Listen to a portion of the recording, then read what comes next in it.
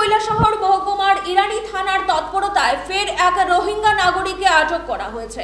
বুধবার গভীর রাতে গৌরনগর ব্লকের ধলিয়ারকান্দি পঞ্চায়েতের 5 নম্বর ওয়ার্ড থেকে নূর মুস্তাফা নামক ওই যুবককে গ্রেপ্তার করে পুলিশ।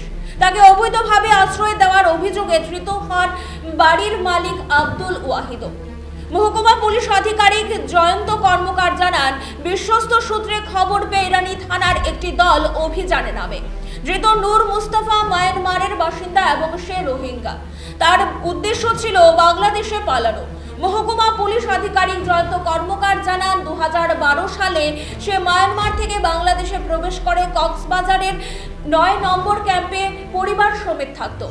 2019 সালে দালানের মাধ্যমে ভারতে আসে এবং হায়দ্রাবাদে কাজ করতে থাকে। বর্তমানে এক টাউটের সহায়তায় বাংলাদেশে ফিরে যাওয়ার ছক করেছিল।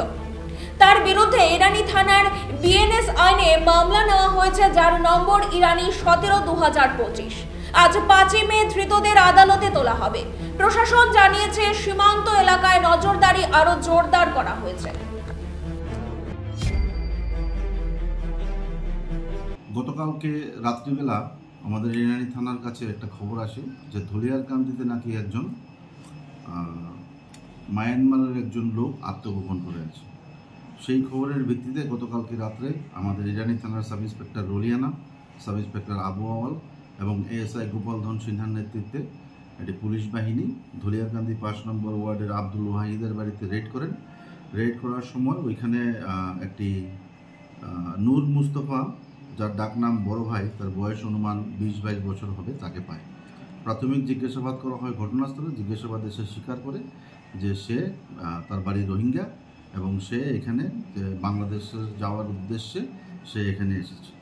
তাকে সাহায্যকারী আরও 2-1 আছে, টাউটের নাম, যেগুলি ইনভেস্টিগেশনে আমাদের কাছে আসছে।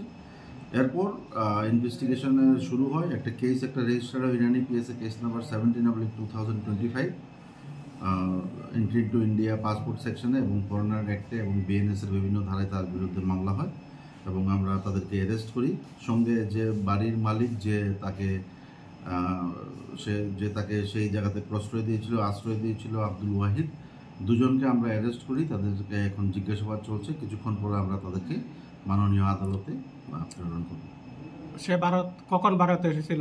এখন প্রিলিমিনারি ইন্টারোগেশনে নূর মুস্তফা এলাইস বড় ভাই সে স্বীকার করেছে যে সে 2012 সালে মায়ানমার তথা বার্মা থেকে পালিয়ে বাংলাদেশে এসেছিল। সেখানে কক্সবাজার ক্যাম্প নাম্বার 9, ওইখানে তাদের ফ্যামিলি আশ্রয় নিয়েছিল। তার বাবা মা সহ তারা 9 ভাই বোন, তারা ওইখানে আশ্রয় ছিল।